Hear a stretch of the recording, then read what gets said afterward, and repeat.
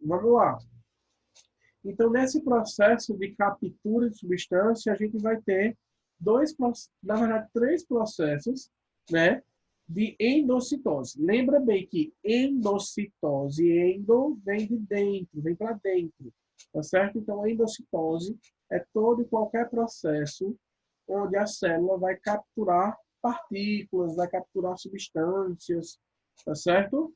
E aí, ó, esses processos, eles consistem na passagem da substância para dentro da célula por meio de englobamento. Tá? Então, a célula ela se dobra para poder capturar literalmente a partícula.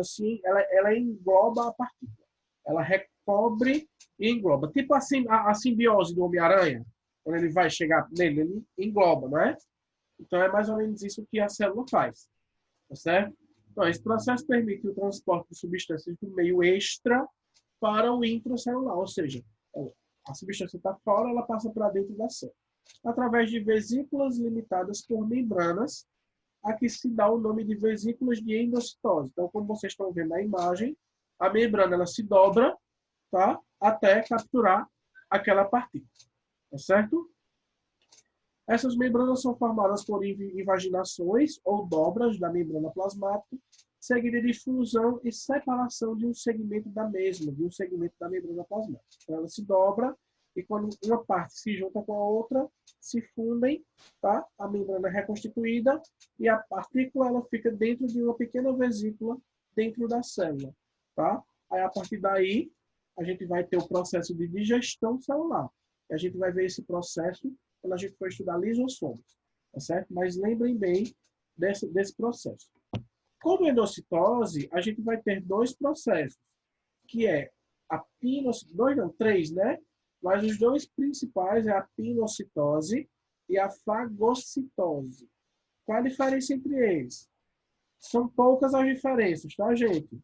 É a mesma coisa, é o mesmo processo de captura, porém, na pinocitose, as vesículas, elas são de pequenas dimensões, tá? E a célula ela vai ingerir moléculas líquidas e pequenas, tá certo? Essas partículas que são capturadas são partículas líquidas e pequenas, tá certo?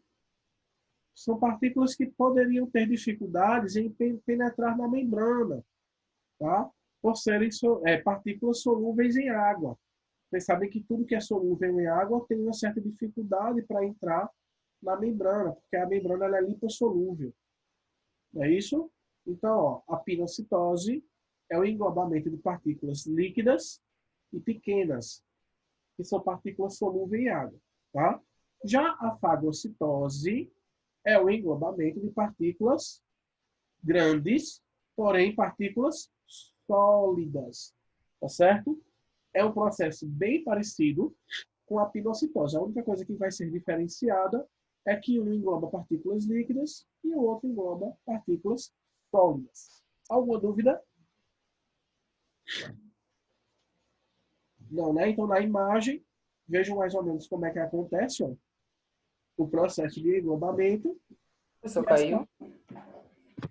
Voltou? Travou aqui, travou. Ele tá travado. Voltou?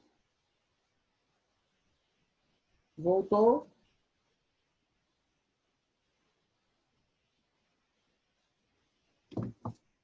Voltou, gente? Oi, estou aqui. Pegou. Ah, E aí, voltei. Voltou. Pronto, minha internet está instável. Então, vai acontecer momentos que vai travar. Então, vocês me falem, tá certo? Eu consigo ouvir vocês, mas às vezes vocês não conseguem me ouvir. Então, entenderam essa parte, né? Pinocitose e fagocitose. uhum. Vamos para a próxima. Endocitose mediana é outro processo de endocitose, é o terceiro processo. Onde vai acontecer invaginações também, só que essas dobras, essas invaginações da membrana, ela vai ocorrer por uma ligação, tá, de uma determinada substância a um constituinte específico da membrana, ou seja, algumas substâncias elas vão se ligar a receptores da membrana, tá? E a célula vai entender que aquela substância que está se ligando, ela precisa ser englobada, tá certo? Então, algumas substâncias se ligam a receptores da membrana e aí a membrana começa a se dobrar até englobar a partícula. Vejam essa imagem aqui, ó. A terceira imagem, tá certo?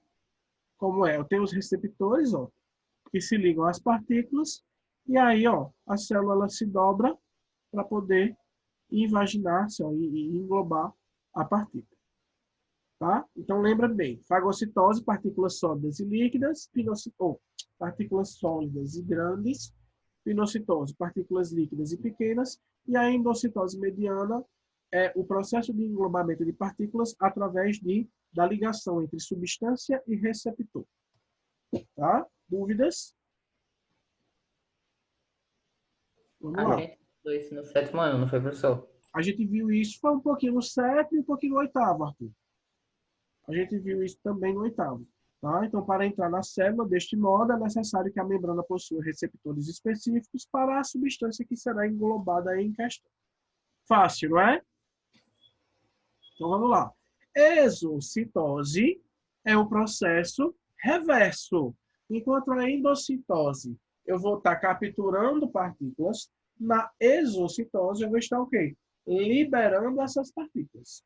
Certo? Eu vou eliminar. Então, a exocitose, ela é como se fosse a excreção celular. Em outras palavras, a célula faz popô. Certo? Através do processo de exocitose. Então, vejam, para que isso aconteça, eu preciso ter a ação aí de algumas organelas, que a gente já viu essas organelas no ano passado. A gente volta a ver essas organelas e vocês vão lembrar muito bem. Essa primeira organela aqui, eu tenho o retículo endoplasmático rugoso, por exemplo. O que é que ela faz? Ela produz algumas proteínas, tá? Como, por exemplo, enzimas digestivas, tá certo? E essas enzimas digestivas, elas passam para essa outra organela onde serão armazenadas, que é o complexo de Golgi, tá certo? Quando essas enzimas digestivas são armazenadas, são produzidas pelo retículo endoplasmático rugoso, transportadas para o complexo de Golgi e armazenada, o complexo de Golgi, ó, eles vão pegar essas enzimas e vão guardar em um tipo de vesículazinha. Essas bolinhas que vocês estão vendo são as famosas vesículas, certo? Que são bolsas que compactam essas substâncias. E aí, ó, essas enzimas vão ficar guardadinhas nessas vesículas. E essas vesículas vão se desprender, como vocês estão vendo aqui, e transformar-se no lisossomo. Lembra do lisossomo, que é a organela responsável pela digestão de partículas da célula? Então, o que é que esse lisossomo vai fazer? Esse lisossomo, ele nada mais é do que uma organela, né, que foi produzida a partir do complexo de Golgi, que tem substâncias enzimáticas que vão fazer a digestão de qualquer partícula que entre na célula. E aí, ó, desse outro lado aqui, a célula está capturando algumas outras partículas, tá vendo? Ó? Então, o que é que vai acontecer? As vesículas que têm as partículas capturadas, elas vão simplesmente se encontrar, ó, com as vesículas que têm as enzimas digestivas, que são os lisossomos. Então, quando eu tenho aqui, ó, o complexo de vesícula endocítica com o lisossomo, ó, eles se fundem, se juntam. O que é que vai acontecer? O lisossomo ele vai começar a liberar essas enzimas naquela partícula que foi capturada para fazer a digestão, tá certo? Depois de digerido, a célula vai utilizar aquela substância para si, mas o restante, ó, vai ser o quê? Vai ser jogado para fora. Então, ó, a vesícula mesmo se encarrega de ir lá para as extremidades da célula, da membrana plasmática, e jogar para fora aquela substância que não é utilizada mais. E assim tem-se o processo de exocitose. Então, lembra bem, endocitose é a captura e exocitose é a eliminação, é a excreção de uma determinada substância. Tá certo? Então, professor, só vai existir exocitose nesse processo de digestão celular? Não. Tá certo, gente? Esse é um processo. Agora, a gente vai ter também a exocitose, sabe como? Quando a gente precisa liberar alguma outra substância. Por exemplo, o meu corpo libera, vocês sabem que o meu corpo libera enzimas digestivas. Então, eu me alimento, né? E aí esse alimento tem partículas de carboidrato, como amido, né?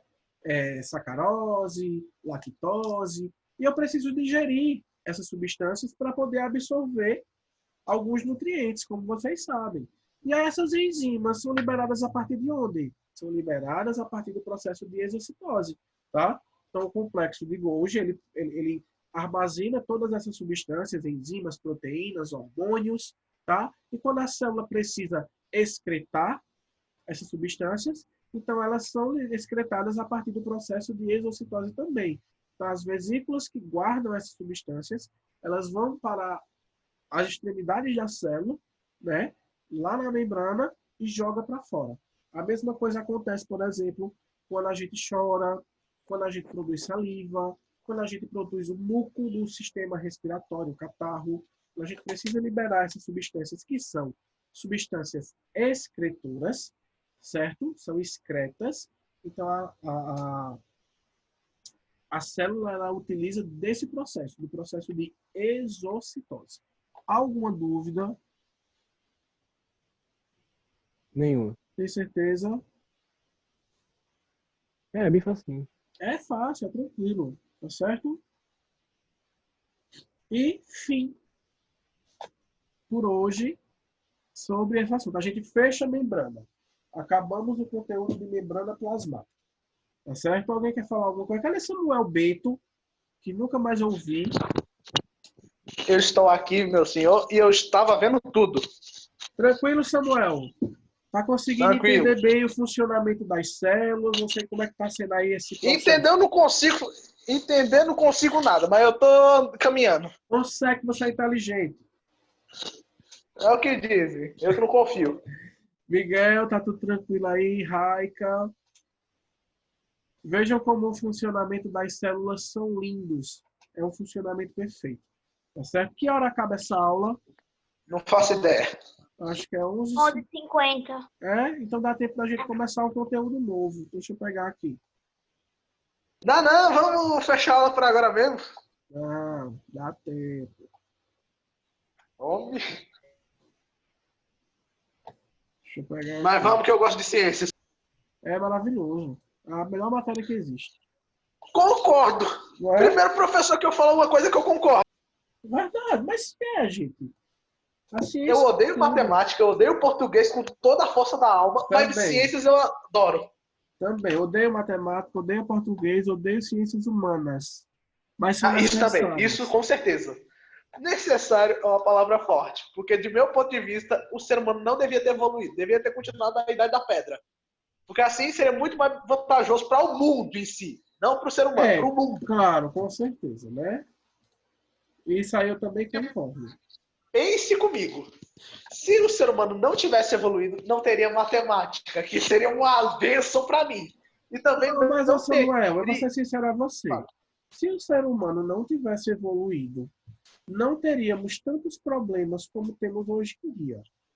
Tá certo? Exatamente. Mas em Os nossos compensação... problemas seriam mais simples. Eu acho que não tinha, Exato. quase não tinha problema, né, Miguel? Porque o problema está justamente no ser humano. Agora, Exatamente. assim, a evolução ela não foi ruim, não. Ela foi necessária. Aí já entra a questão religiosa, ideológica, filosófica em questão. Tá certo? Eu Agora, não assim, quero me meter, não. a gente não pode. Podemos. Se a gente não tivesse inventado meios de transporte rápidos o suficiente para atravessar oceanos e tal, o coronavírus ia estar na Ásia e pronto. Aí esse é o Não problema ia ter dele, tempo. né? Não ia ter tempo de vir para cá. Problema deles. Mas vamos Nossa. lá. Gente, é uma coisa até egoísta, né, Miguel? Uma coisa muito tendenciosa. Outro fato Mas interessante mas é verdade. Ele só se espalhou para o mundo todo porque a gente tem meios de transporte rápidos o suficiente. Do mesmo jeito que aqui a gente ia ter doenças que não ia chegar lá também. E também não pode, né? Agora sim, posso ressaltar um fato? ressalte. É rápido. Tá. Ó, Se não existisse a bendita da desgrama da matemática, não existiriam armas, como bombas atômicas. Não existiriam. E também não teria o raciocínio para fazer armas como de fogo. A gente no máximo teria um arco e flecha, no máximo mesmo, para ter. Mas em compensação,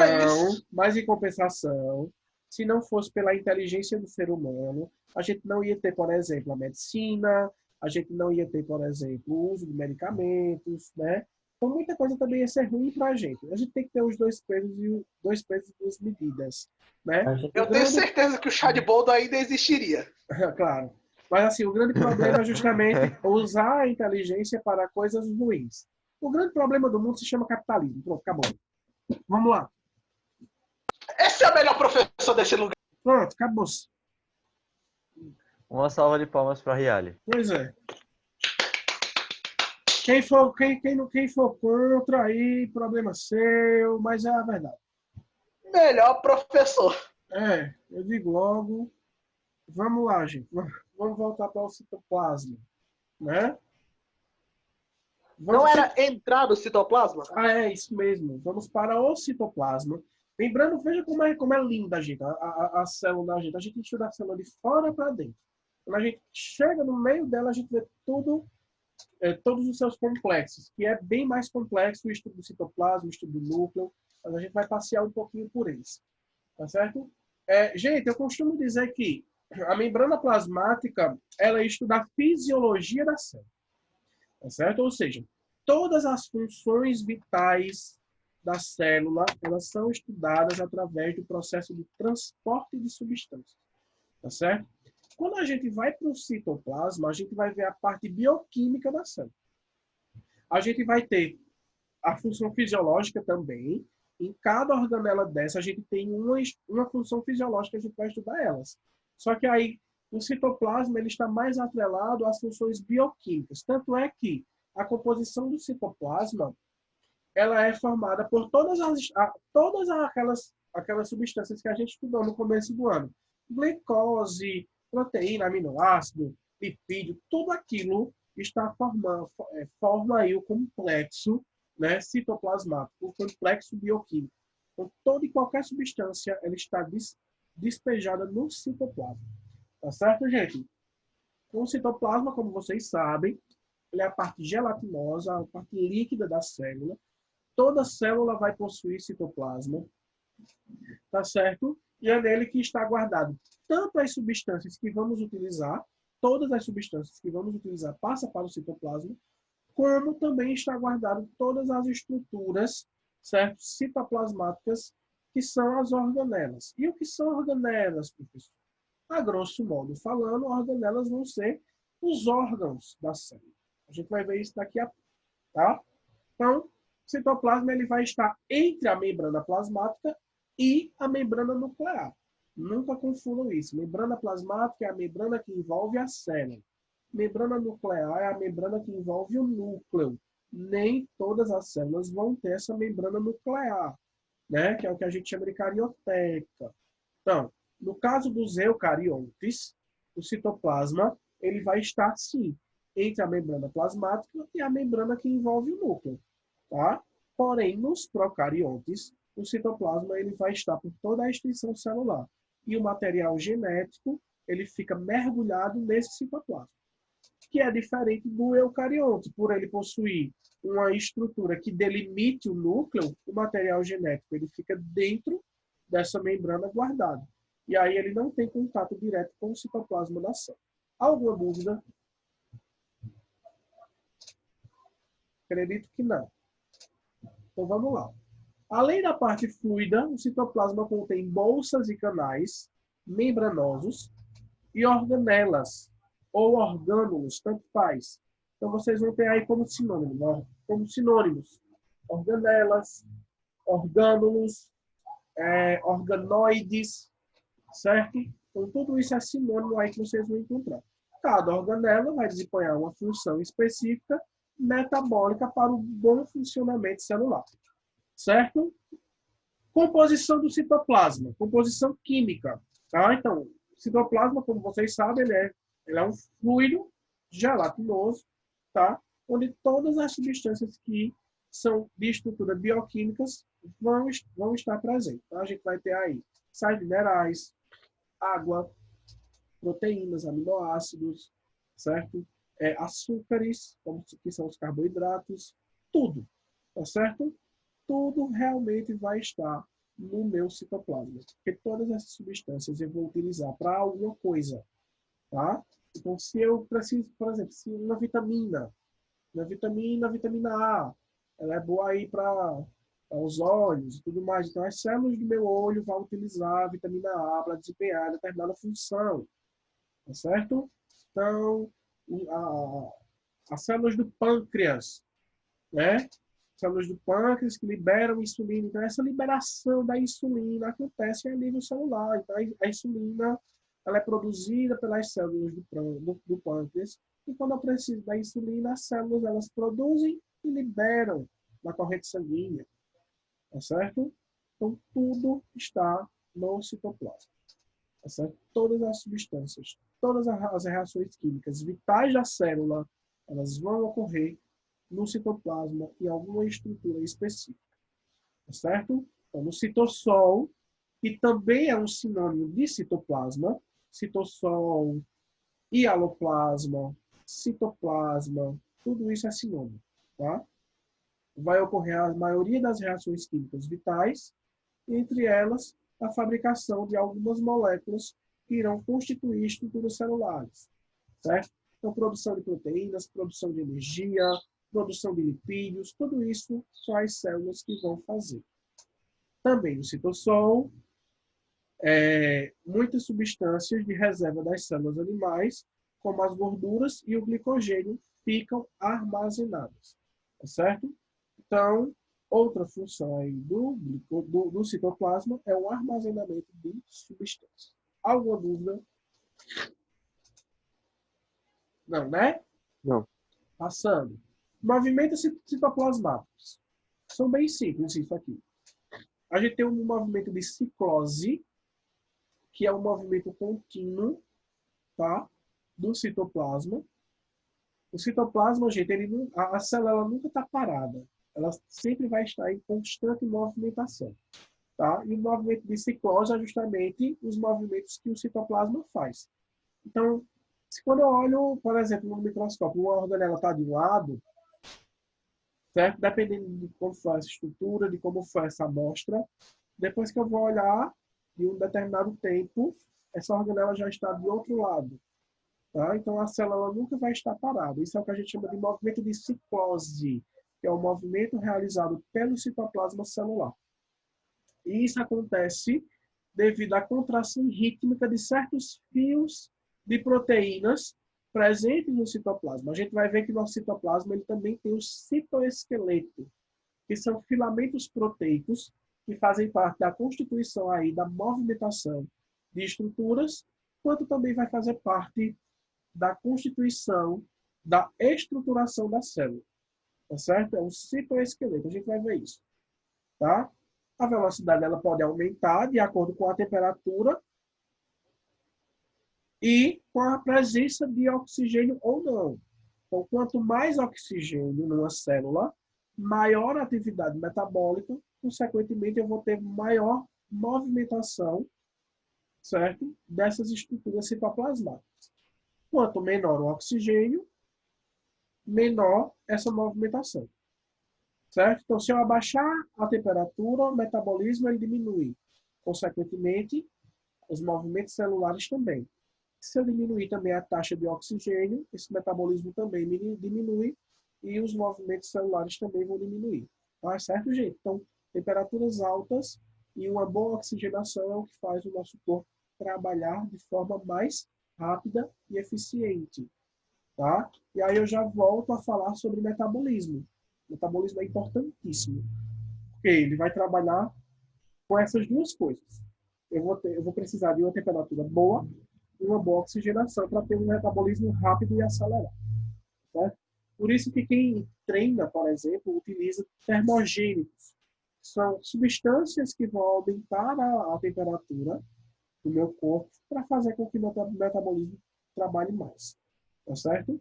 E o oxigênio também, que é o que vai produzir energia para que essa célula trabalhe. Dúvidas? Não. Vou passar. Não. Movimento ameboide também é um tipo de movimento celular, certo? Que as células têm a capacidade de alterar rapidamente a sua consistência, gerando fluxos internos que permitem à célula mudar de forma e ir se movimentando. Então, lembra da simbiose do Homem-Aranha. Então, aquele movimento, né, que a simbiose faz para se movimentar aí pelas paredes, nada mais é do que um movimento ameboide, tá certo? Que é devido aos movimentos também do citoplasma. Tá? Organelas citoplasmáticas. Então, as organelas citoplasmáticas, como a gente já viu, né, são os compartimentos membranosos que serão revestidos por membrana lipoproteica, semelhante à membrana da célula. Lembra que eu falei a vocês que na evolução da célula eucariótica, a gente tem a teoria que fala a teoria endomembranal, complexo endomembranal, que é isso, que a célula começou a se dobrar e foi se invaginando até formar as primeiras organelas membranares. Acho que vocês lembram quando eu falei disso. E assim a célula foi evoluindo, né? As organelas foram realmente sendo produzidas a partir disso. Então, aqui, que tipo de organelas são essas? Organelas membranares. A gente vai ter os retículos endoplasmáticos, que é o retículo endoplasmático liso e o retículo endoplasmático rugoso. As mitocôndrias, que de certa forma foram originadas a partir as mitocôndrias foram originadas a partir do englobamento, né, de células maiores que englobaram células menores, mas que eram células também que possuíam essa característica. Sistema de Golgi, né, aparelho de Golgi, lisossomos, peroxissomos, glioxissomos, cloroplastos e vacúolos. Todas essas estruturas são estruturas membranares, formadas a partir do sistema endomembranar. Então, eu estou falando foi assim porque eu estou congestionado. Então, quem não lembra o que é o sistema endomembranar, vai lá nos primeiros slides, acho que é o slide 5, acho. 3 ou é 5, não lembro. Os primeiros, e vai dar uma olhada lá para você lembrar. Tá? E as organelas que não são formadas a partir de estruturas membranares são os ribossomos e os centríolos. Certo? Gente, deixa eu assoar o nariz aqui rapidinho.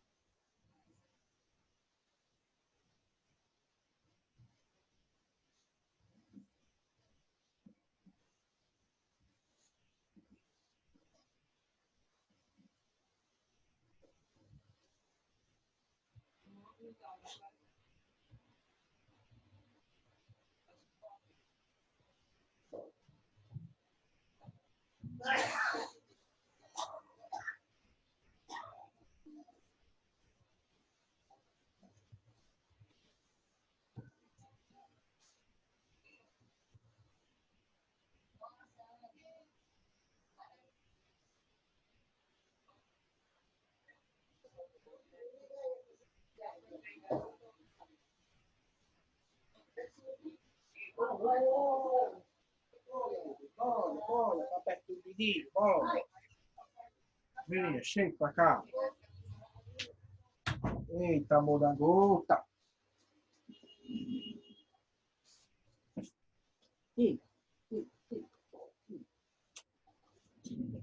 Corra, fofa. Não é você não, viu?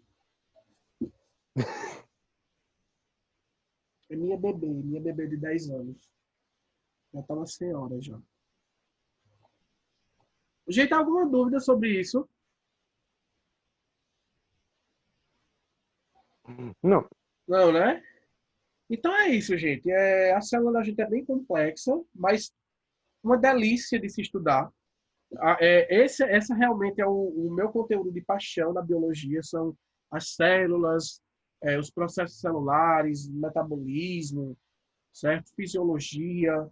Então, a gente tem que saber entender direitinho como cada célula da gente trabalha para poder entender todos os processos que ocorrem, né? Os processos genéticos, os processos evolutivos, os processos fisiológicos, os processos anatômicos, a formação das estruturas anatômicas.